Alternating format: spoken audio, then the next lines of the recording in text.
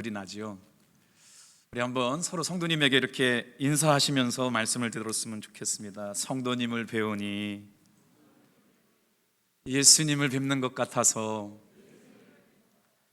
너무 은혜가 됩니다.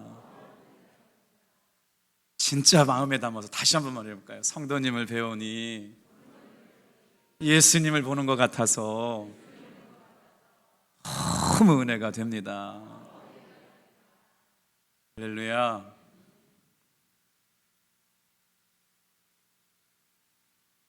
어제 파일을 정리하다가 사진 하나를 발견했는데요, 빛바랜 사진 한 장이 저를 눈물 나게 만들었습니다. 여러분에게는 큰 의미가 없지만 저에게는 굉장히 큰 의미가 있는 사진인데요, 돌아가신 어머니랑 롯데월드를 갔다라고 하는 기억 속에 제 머릿속에 남아 있었지 않았습니다. 그런데 7남매를 키우시느라고 늘 바쁘게 사셨던 어머니께서 언제 우리 아이들을 위해 가지고 강원도에서 목회하는 막내 아들을 위해 롯데월드를 가셨었나. 사진에 어머니가 계신 걸 보고 그때 그렇게 눈물이 나세요. 왜 그랬냐면 살아계셨을 때 조금 더 사랑해드렸고 더 많은 시간을 가졌더라면 참 좋았겠다. 뜻밖의 선물과 같은 시간들을 만나게 되었습니다. 그래서 오늘 어머니랑 찍었던 사진 하나가 먼 훗날 어느 날 갑자기 자녀들에게는 선물과도 같은 시간이 될 수 있겠다라는 생각이 들어요. 돌아가신 어머니, 또 그냥 그렇지 않더라도 어머니, 그냥 아버지 부르면 눈물이 나는 가정의 달, 특별히 어버이 주일입니다. 오늘 우리 교육자들이 1층 로비에다가 탑동 사진관을 만들어 놓았습니다. 그곳에 가셔서 오늘 어머니랑 손잡고 찍는 사진, 할아버지, 할머니와 손잡고 찍는 사진이 어느 날 갑자기 자녀들에게는 평생 잊을 수 없는 추억을 선물해 주실 수 있기를 주님의 이름으로 축복합니다. 그래서 붉은색 주단을 깔아 놓았어요. 그것을 가셔서 꽃길 거니시듯이 가족들끼리 사진 찍어서 소중한 아름다운 기억들로 아름답게 엄마랑 아버지랑 이런 사진도 찍었었구나 라고 하는 기억들을 선물해 보시면 좋겠습니다. 아무리 불러보아도 평생 마음에 남는 사랑이 어머니지요. 살아 계실 때 여러분 부모님께 효도를 다하시는 귀한 성도님들 되시기를 축복합니다. 한 젊은이가 랍비에게 찾아와서 물었습니다. 선생님, 도대체 가정이라는 건 뭡니까? 그랬더니 선생님이 대답했습니다. 메누카란다. 메누카라고 하는 말은 히브리 말로 안식의 터전이라는 말입니다. 그러니까 가정 안에서는 어떤 일이 있느냐면 마음의 안식, 마음의 평안을 얻을 수 있는 곳, 그런 곳이 바로 가정이라는 것이죠. 이 땅을 살면서 여러분은 어디서 안식하고 평안을 누릴 수 있을까요?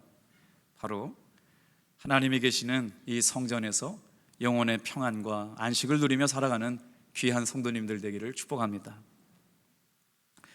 젊은이가 그 이야기를 듣고 선생님께 다시 묻습니다. 스승님, 영혼의 안식은 천국에 가서야 누릴 수 있는 것 아닙니까? 그럼요, 영혼의 안식은 천국에 가서 누릴 수 있는 것이죠. 그런데 매일매일의 안식은 가정 안에서 누리는 거랍니다.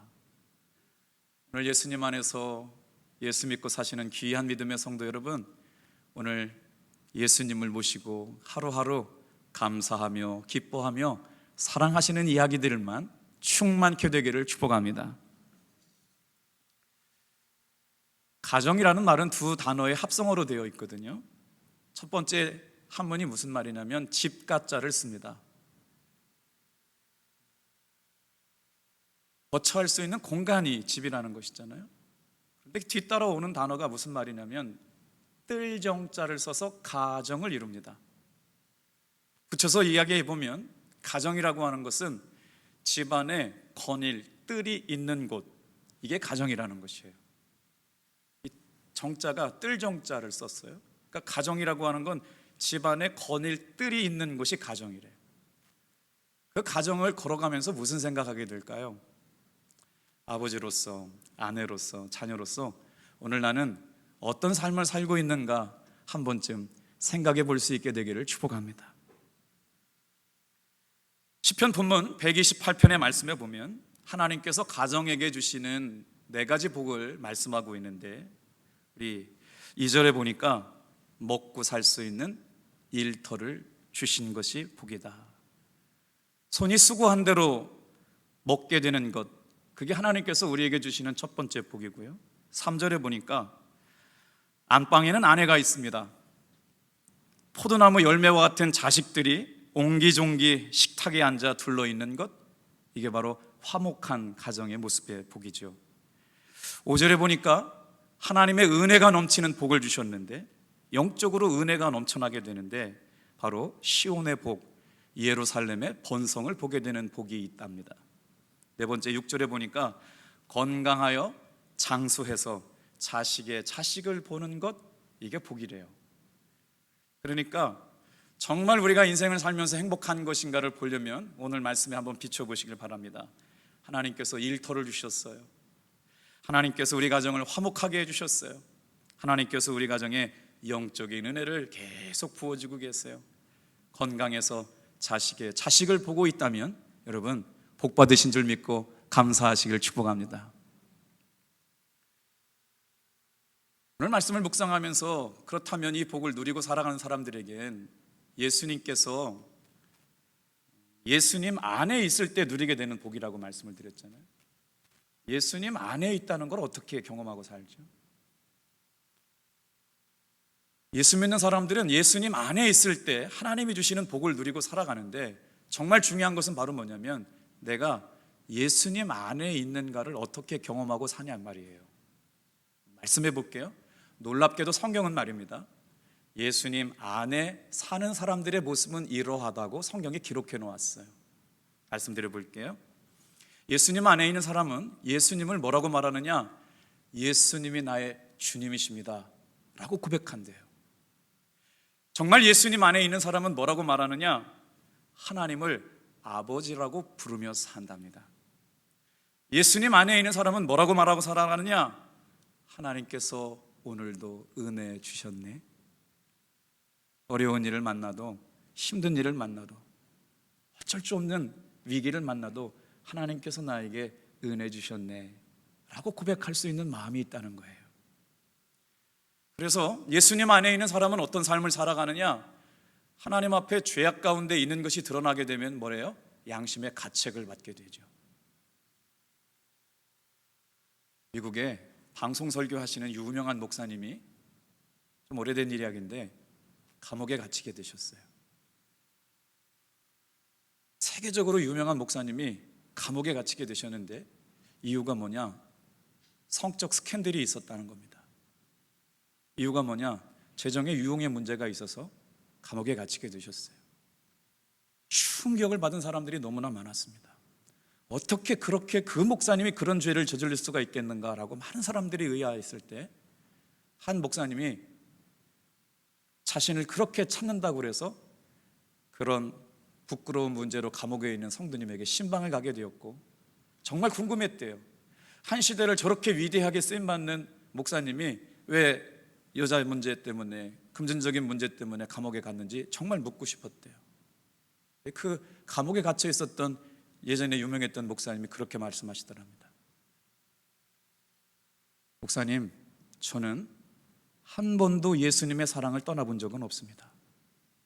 제가 이렇게 죄짓고 타락했던 것은 하나님을 두려워하지 않았기 때문에 그렇습니다. 사랑하는 성도 여러분, 예수님 안에 있을 때 두렵고 떨림으로 저와 여러분의 구원을 이루어갈 수 있기를 축복합니다. 예수님 안에 있는 사람은 성령님께서 감동 주시는 대로 우리의 마음 가운데 성령이 양심의 가책을 가져와서 내가 이렇게 살면 안 되지, 내가 이런 일에 유혹받으면 안 되지 라고 끊임없이 성령님이 주시는 생각 안에 민감하게 반응하며 산다라고 하는 것이죠. 그리고 나서 예수님 안에 사는 사람은 어떤 삶을 살아가느냐? 하나님이 부어주시는 소원을 따라 살아가게 돼요. 그래서 하나님이 기뻐하시는 일이 뭘까? 주님이 기뻐하시는 일이 뭘까? 마음과 시간과 정성을 들이게 되는 것이죠. 어제 저에게 막 전화가 왔어요. 밤에 교회에서 만든 아름다운 신문을 제자반을 훈련을 하시는 집사님이시기에 제가 말씀드렸잖아요. 나가시면서 10부씩 가져가다가 자기 라인에 사시는 분들 다 꼽아놓고 다니십시오. 그랬더니 놀라운 역사가 일어났습니다. 그 신문을 펼쳐 입은 한 성도가, 한 지역 주민이, 아파트 같은 라인에 사는 분이 자기가 가지고 있었던 인생의 질문이 해결됐다고 교회에 와보고 싶다고 말씀하더랍니다. 근데 그분이 말이에요, 자기가 전도하려고 목록에 1번에 걸어놓았던 분이 그런 응답을 주셨다는 거예요. 참 신기하죠. 우리 교회가 하나님 앞에 복음 안에서 깨어있고 주님이 기뻐하시는 삶을 살아가고 예수님 안에 있을 때마다 날마다 하나님을 만나는 은혜, 날마다 주님과 동행하는 사람들의 이야기가 넘쳐나게 하실 줄로 믿습니다. 그래서 오늘 이 시간 한번 이렇게 고백해 보았으면 좋겠습니다. 다 같이 한번 따라해 주실래요? 예수님 믿으면 삶이 변화됩니다. 예수 진짜 믿으면 삶의 아름다운 변화가 일어납니다.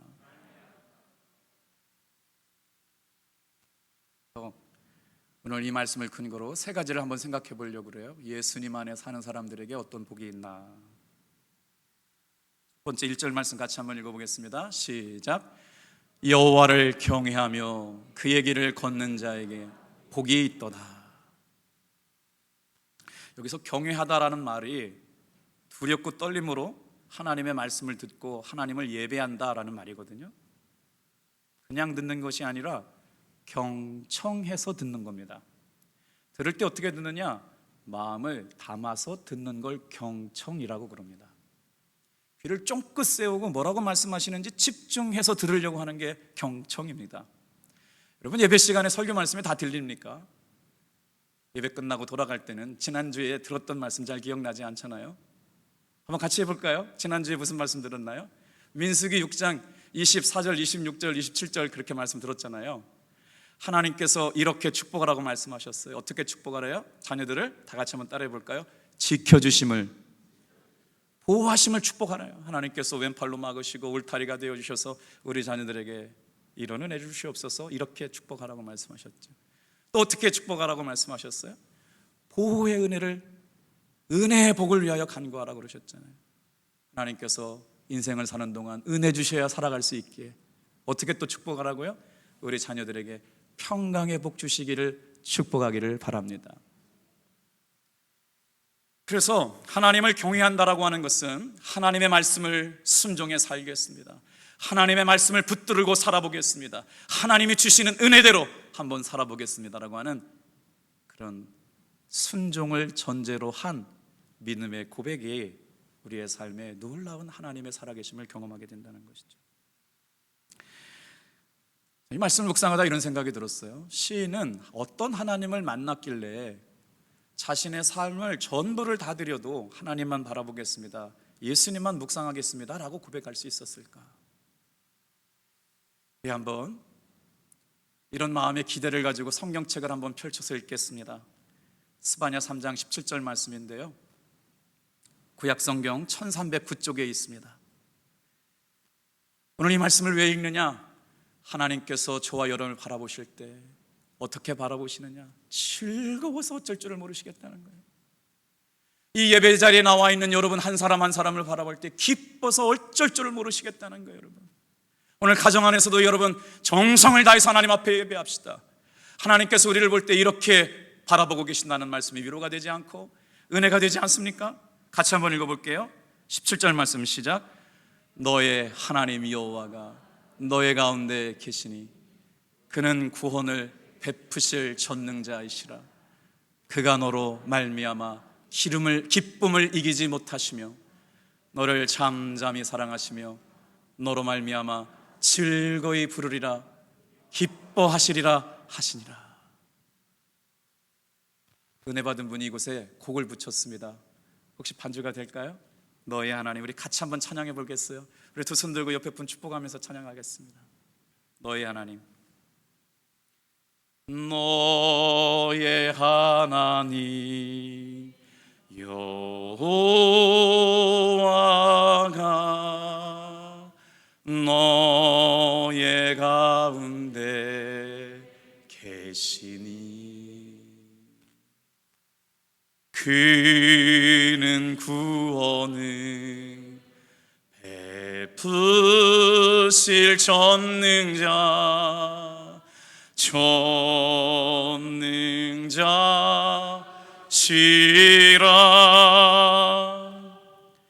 그가 너로 인하여 기쁨을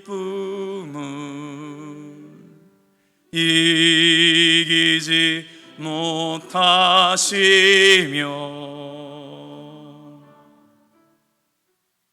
널 잠이 사랑하시며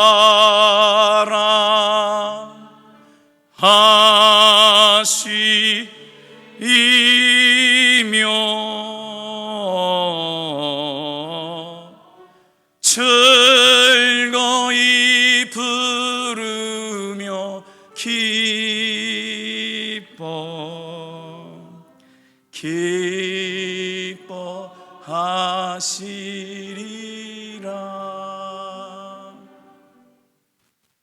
하나님께서 예배하는 한 사람을 바라보시고 말이에요, 정말 예배에 목말라서 말씀에 목이 말라서 주님 앞에 나와서 하나님 앞에 은혜를 구하는 성도들을 바라보시면서 기뻐 뛰며 어쩔 줄 몰라 하신다는 거예요.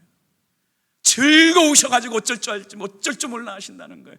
여러분, 놀랍지 않습니까? 오늘 우리가 드려야 할 예배의 모습이 이런 모습인 줄로 믿습니다. 우리 한 구절 더 찾아볼까요? 하나님께서 우리를 모르시고요, 춤추시고 계시대요. 얼마나 예배하는 것이 기쁜지 말이에요. 하나님께서 우리를 향하여 이런 마음 가지고, 날 낳아주신 부모님은 사랑한다, 아들아 사랑한다, 딸아 사랑한다 라고 말씀 못 들으셨더라도 괜찮습니다. 우리 하나님은 예배 자리에 나와 있는 저와 여러분들에게 이렇게 말씀하시거든요. 이사야서 43장 1절 4절 말씀 또 한번 볼게요. 여러분 가지고 계신 성경 1019쪽입니다. 하나님이 사랑하신다고 말씀하시는 그 말씀을 듣기를 소망하는 마음 가지고 우리가 큰 목소리 한번 읽어보겠습니다. 43장 1절 말씀입니다. 시작. 야곱아, 너를 창조하신 여호와께서 지금 말씀하시느니라. 이스라엘아, 너를 지으신 이가 말씀하시느니라. 너는 두려워하지 말라. 내가 너를 구속하였고 내가 너를 지명하여 불렀나니 너는 내 것이라. 4절이요. 내가 내 눈에 보배롭고 존귀하며 내가 너를 사랑하였은지.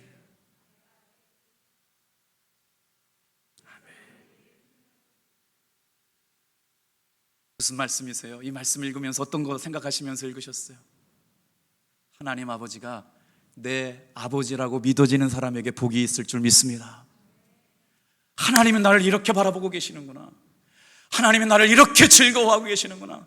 하나님께서 나를 이렇게 사랑한다고, 아들이라고 딸하고 말씀해 주시는 분이 내 하나님이구나 라고 믿어지는 사람 안에 복이 있다는 말씀입니다. 시편 128편의 말씀은 바로 이렇게 하나님을 예배하고 하나님의 말씀에 순종하는 사람들에게 복이 있음을 말하는데요, 1절과 4절이 대꾸를 이루고 있어요. 우리 1절부터 한번 읽어볼까요? 시작. 여호와를 경외하며 그의 길을 걷는 자마다 복이 있도다. 여호와를 경외하는 자는 이같이 복을 얻으리라. 말씀이 이해가 되셨어요? 예수님 안에 있는 사람에게 믿음의 선포가 선포되었습니다. 여러분 안에 하나님이 주시는 복이 있음을 믿으시길 바라요. 복이 있는 것으로 아는 것만 끝난다면 무슨 의미가 있습니까? 그 복을 내 것으로 누리고 살아야지요. 복을 어떻게 해요? 얻어서 누리고 사는 복이 우리 가운데 있습니다. 그래서 하나님께서 우리 가정을 복 주시고 하나님의 관계 속에서 순종하고 살아가고 주님의 말씀에 두렵고 떨림으로 경외하며 살아가는 우리들에게 하나님께서 여러분 놀라운 복, 순종하는 사람들마다 자녀가 되는 귀한 권세를 주신 줄로 믿습니다. 그런데 그 순종이 우리의 삶을 어떻게 만들어가느냐, 두 번째 복이 보니까요, 형통의 복이 있어요. 하나님의 말씀에 순종하고 하나님의 말씀대로 살겠다고 결단한 사람들에게 하나님은 형통하심의 복으로 역사하십니다. 우리 한번 2절 말씀 같이 읽어볼게요. 시작. 내가 내 손이 수고한 대로 먹을 것이라. 내가 복되고 형통하리로다. 성경 말씀에 여러분 형통이라고 하는 단어하고 가장 잘 어울리는 사람 생각나는 분 한번 말씀해 보세요. 누굴까요? 요셉이에요. 새벽기도 나오신 분이네요. 자, 하나님 앞에서 형통한 삶을 사는 사람이 누구였냐면요, 요셉이라고 하는 인물이 창세기 39장에 나오거든요. 제가 한번 묵상한 걸 읽어드려 볼게요. 놀랍게도 형통의 삶을 살아간 요셉을 뭐라고 말씀하시느냐, 2절 보니까 그가 형통한 자가 되어, 3절 말씀해 보니까 그의 범사에 형통케 하심을 이라고 또 기록되어 있고, 23절에는 그의 범사에 형통케 하셨더라. 여러분, 형통이라는 말이 얼마나 좋은 말이냐면요, 그 사람이 하고 그 사람이 손대는 일들마다 다 잘 됐다는 거예요.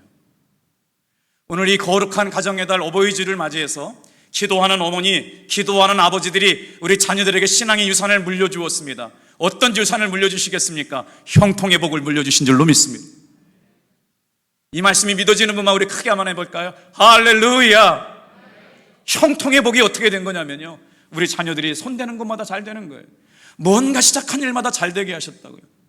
영어 성경에 뭐라고 써있냐면요, 프로스페러티라고 써있더라고요. 뭔가 인생에 자꾸 플러스되는 일이 생겨나요. 그가 손대면 자꾸 더해지는 역사가 일어나요. 우리 자녀들이, 어머니가 기도하고 아버지가 기도해서 저들의 인생 가운데 하나님이 저들의 삶에 더해주는 역사가 일어나기를 축복합니다. 기쁨이 더해져요. 감사가 더해져요. 행복이 더해져요. 충만한 은혜가 더해져요. 그러니까 형통되었다, 형통하였다 말이에요. 다른 말로 말하면 석세스예요. 그 인생이 성공했다고요. 그런데 세상적인 성공과는 전혀 다릅니다. 성공 중에 이 성공은 어떤 성공을 말하느냐, 하나님과의 관계가 회복되었다는 게 성공이래요. 우리는 세상적으로 부귀영화를 누리는 게 성공이라고 그러는데, 여기서 성공은 하나님의 관계가 회복된 게 성공이에요. 이 예배를 통하여 하나님과 우리와의 관계가 회복되기를 축복합니다. 왜냐하면 요셉의 삶은요, 하나님과의 관계를 떠나서는 설명할 수가 없어요. 요셉의 이야기가 누구의 이야기냐면 하나님의 이야기거든요. 요셉의 삶에 드러난 모든 이야기는 누구의 이야기냐? 바로 하나님, 히스토리, 그분의 역사였어요. 아버지가 기도하죠. 어머니가 기도하시죠. 우리 자녀들이 인생을 사는 그 일이 하나님이 써가시는 주인공 된 이야기들로 이루실 줄 믿습니다. 얼마나 감격적으로 얘기해요.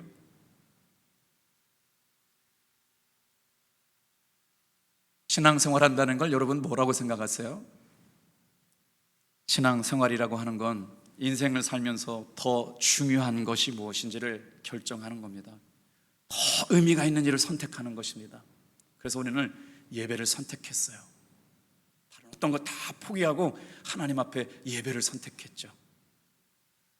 어떤 것이 더 가치가 있는지, 어떤 것이 더 의미가 있는지, 더 중요한 것 중에 하나님 앞에 예배하고 하나님의 말씀에 순종하게 되면서 은혜로 사는 우리들을 하나님께서 형통케 하시겠다는 복으로 말씀하고 있어요, 여러분. 미국에 사시는 존 오트버그라고 하는 목사님이 책을 하나 쓰셨는데, 제가 이분이 좋아서 책 2권을 사고 1권을 더 주문했는데, 이런 내용의 책이 있어요. 내 영혼은 무엇을 갈망하는가? 형통케 한 사람들의 영혼은 무엇을 갈망하고 살았을까요? 예수님 안에서 사는 사람들은 무엇을 갈망하며 살았을까요? 여러분, 한 주간 동안 무엇을 꿈꾸며 사셨어요? 우리가 인생을 살면서 마음속에 갈급함이 다 있죠. 그런데 지금 정말 중요한 갈급함, 정말 중요한 소망이 무엇이냐고 묻습니다. 뭐 이런 얘기는 다 들어보셨잖아요. 그 다음에 나오는 대화가 굉장히 도전이 됐습니다. 그 책의 내용에 이런 내용이 나와요. 우리 영혼의 중심에는 중심이 있어야 합니다. 중심이 없는 인생은 외적인 것에서 자신의 정체성을 찾으려 합니다. 잘 들어보셨어요? 우리 영혼에는 중심이 있어야 되는데 중심이 없는 사람은 외적인 것에서 자신의 정체성을 찾으려 한답니다. 그래서 예수님 안에 있으면서도 예수님 안에 누리지 못하는 사람들은 뭘 자꾸 드러내려고 그러느냐? 교회 안에서도 이런 분들이 있을지 모르겠어요. 저기요, 저 학교 스카이 나왔거든요. 저 이대 나온 여자예요. 영화에서 들어보셨죠? 제 남편이요, 연봉 좀 돼요. 1억 조금 넘어요. 우리 집 아파트 좀 50평 정도 되거든요. 차고 다니는 건 벤츠쯤 되고요. 우리 자식들 공부 잘해요. 뭔가 영혼의 중심이 없는 사람은 끊임없이 자신의 밖에 있는 것 가지고 자신을 드러내려고 한다라고 하는 것이에요. 사랑하는 성도 여러분, 우리 영혼에는 예수님이 계셔서 외적인 자원으로 나를 드러내려고 하지 말고 예수님이 내 안에 계신 것만 드러내기를 주님의 이름으로 축복합니다. 그렇게 외적인 것들로 자신의 영혼을 채우려고 하는 사람들은 자신의 영혼에 관심이 없습니다. 그래서 무슨 문제가 생겨요? 인생의 수용돌이가 한 번 쳐올 때 한 방에 훅 가는 거예요. 인생의 삶의 폭풍우가 한 번 몰아치면 한꺼번에 그냥 쉼없이 무너지게 되는 거예요. 사랑하는 성도 여러분, 저와 여러분의 영혼은 중심 잡힌 인생 되기를 축복합니다. 견고하게 뿌리 내려졌어요. 오늘 1절 말씀에 다시 한번 볼까요? 여호와를 경외하며 그의 길을 걷는 자마다 복이 있다. 여기서 복이 원어에 보니까 에세르라고 하는 단어를 썼어요. 복이 어떤 복이에요? 행복, 하나님이 주시는 지극한 복. 그 복을 누리고 살아가는 사람에게 형통이 임하는데요, 2절 같이 또 읽어볼게요. 내가 내 손이 수고한 대로 먹을 것이라 내가 복되고 형통하리라. 여기서의 형통이 바로 뭐냐면 토부입니다. 뭐예요? 하나님께서 형통하게 하시면 뭐냐면 내 인생 가운데 좋은 일이 생겨요. 내 인생 가운데 선한 일이 막 생기는 거예요. 하나님께서 오늘 이 예배를 받으시고 저와 여러분의 삶을 통해서 선한 일, 아름다운 일, 좋은 일들이 형통한 자에게 부어주실 줄 믿습니다. 그래서 기도하는 어머니, 기도하는 아버지 중요하지요. 자, 시편 23편, 28편에서의 형통의 복 중에는 바로 손으로 일한 만큼 받는 복이 복인 줄 알고 살래요. 다른 복 구하지 말고 손이 일한 것만큼 먹고 사는 것이 복이라고 하는 거예요. 자, 그런 사람들에게 세 번째로 주시는 복이 있습니다. 어떤 복이냐면요, 바로 평강의 복이 있어요. 6절 말씀 같이 한번 읽어볼게요. 시작. 내 자식의 자식을 볼지어다. 이스라엘에게 평강이 있을지로다. 지난 주일날 설교를 한번 다시 묵상해 볼게요. 하나님께서 자녀들을 왼팔로 오른팔로 막으셔서 보호하심과 지키심의 복을 위하여 축복하여라, 이렇게 축복하라고 그랬어요. 하나님께서 우리 자녀들을 가정제사장 되는 아버지에게 어머니에게 어떻게 축복하라고 말씀하셨냐? 은혜의 복을 축복하라. 그리고 세 번째가 무슨 복이었느냐면 평강의 복을 축복하라고 말씀했어요. 그러니까 평강이라고 하는 게 얼마나 중요한지는 아시죠? 오늘 이 예배 가운데 여러분, 세상의 어떤 것 때문에 마음의 평강을 빼앗기지 않고 살기를 축복합니다. 그런데 정말 어디서부터 평강을 얻을 수 있을까요? 주변에 어렵다, 힘들다, 죽게 되었다, 큰일 났다라고 하는 얘기들이 정말 많이 들리지 않습니까? 그래서 오늘 뭐라고 말씀하셨냐면 하나님이 주시는 평강의 복은 오늘 우리 예수 믿는 사람들에게 어디서 얻을 수 있느냐? 다 같이 한번 따라 합시다. 예수님 안에 있을 때 평강의 복을 누리며 살 수 있습니다. 할렐루야. 예수님 안에 있을 때 평강의 복을 누릴 수가 있어요. 몇 년 전에 한 취업 포털 사이트에서 어버이날 대학생들에게 644명에게 설문조사를 했습니다. 뭘 물었냐면 부모님께 말하기 어려운 가장 어려운 말 한마디를 써보십시오. 644명의 대학생들에게 어버이에게 가장, 어머니나 아버지에게 가장 하기 어려운 말이 뭐냐고 물었대요. 1등한 단어가 뭔 줄 아세요? 사랑합니다. 우리 자녀들이 1000명 가까운 아이들이 어머니, 아버지에게 가장 하기 어려운 단어가 뭐냐고 물었더니 사랑합니다 라는 말이 가장 어렵다는 거예요. 왜 그랬을 것 같아요? 사실은 자녀들의 문제가 아니고요, 아빠가 자녀들을 품고 사랑한다고 얘기해 준 적이 너무 오래됐기 때문에 그래요. 엄마가 이 치열한 경쟁 사회에서 어디 가서도 위로받지 못하는 아이들을 사랑한다 아들아, 사랑한다 딸아 라고 축복하고 기도해 줬던 때가 너무 오래되다 보니까 청년이 되어서 사랑한다는 말을 부모님께 못한대요. 오늘 여러분, 예수님 안에서 사랑한다 아들아, 사랑한다 딸아 마음껏 축복해 줄 수 있기를 소원해 봅니다. 그런데 이 말씀을 준비하면서요, 예수님 안에서 사는 사람들에게 진정한 복이 있다는 걸 깨달았어요. 날마다 느끼는 거지만 더 깊이 깨달았어요. 오늘 이 예배에 나와 있는 사랑하는 성도 여러분, 어제까지도 예수님 안에 은혜의 복이 있는 줄 알았지만 이 말씀을 통해서 평강의 복이 더 충만해지시기를 축복합니다. 제자반 훈련을 하고 있어요. 제자반 훈련을 하면서 꼭 같이 하겠다고 언약을 받은 게 뭐예요? 약속을 받은 게 뭐냐면 예수님과 동행합니다라고 하는 일기를 쓰게 만들었고요, 일기를 쓰는 것들을 공유하게 되어 있습니다.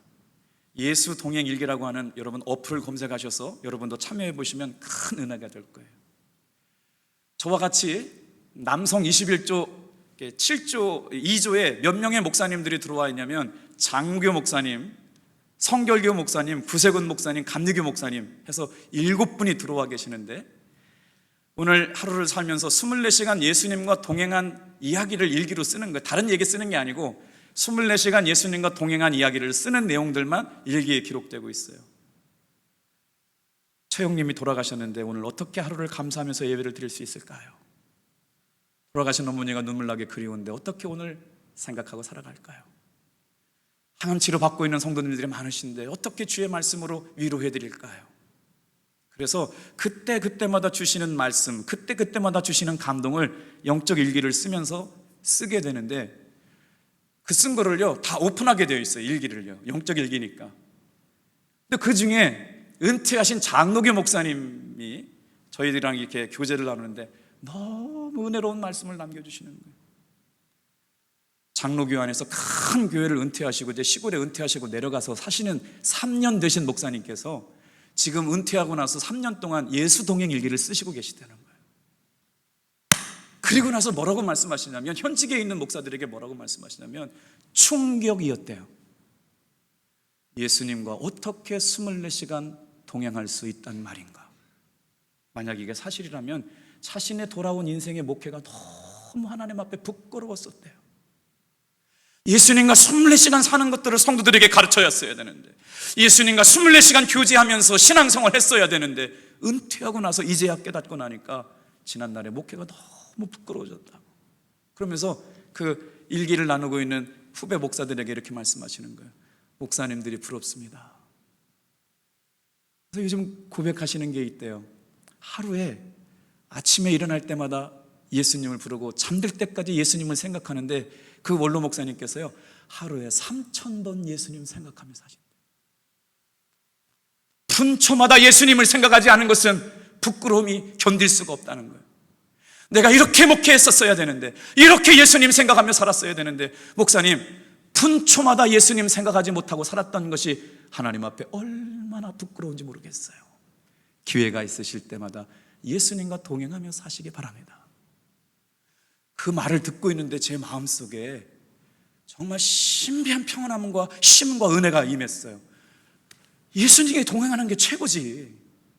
예수님 안에 있는 게 복이지. 예수님이 함께 하시면 끝이지. 할렐루야. 인생의 문제 말이에요. 예수님이 함께 해주시면 되잖아요. 사는 문제, 죽는 문제, 아픈 문제, 병든 문제, 예수님 안에 다 해결의 능력이 있어요. 오늘 다른 어느 곳에 가서 구할 것이 아니라 예수님 안에 있는 평강의 복이 저와 여러분에게 충만하게 임하기를 축복합니다. 그 이야기에 나오는 목사님네 다니는 교회에 전도사님이 쓰신 일기를 거기는 다 올려지게 돼 있어요. 그 얘기 조금 말씀드리고 말씀 마칠게요. 저는 태어나서 사경을 헤매는 지경에 갔다 올 때까지 한 번도 아버지께 사랑한다라는 말을 못하고 살아왔습니다. 그런데 말씀을 묵상하다가 하나님의 사랑 안에 거하라라고 하는 제목을 묵상하면서 마음속 깊은 곳에 울림이 있었습니다. 저희 아버지는 아직까지 예수님을 믿지 않으셨기에 아버지에게 하나님이 아버지를 사랑하세요 라고 말씀드릴 기회가 없었습니다. 사실 아버지도 말씀이 없으셨고 평소에도 부녀지간의 대화가 거의 없던 가정이었기에 저도 아버지에게 사랑합니다 라고 말할 수 있는 기회가 없었습니다. 그런데 내면의 상처를 치료해 주시던 날, 제 마음속 깊이 숨겨두었던 아버지에 대한 원망, 아버지에 대한 미움을 드러내게 하셨고 하나님께서는 그 미움의 마음을 치유해 주셨습니다. 그리고 나서 하나님은 저에게 생각지도 못한 정말 중요한 것 하나를 깨닫게 하셨는데, 하나님 아버지도, 하나님께서 아버지도 사랑한다는 걸 깨닫게 하신 겁니다. 미워했대요.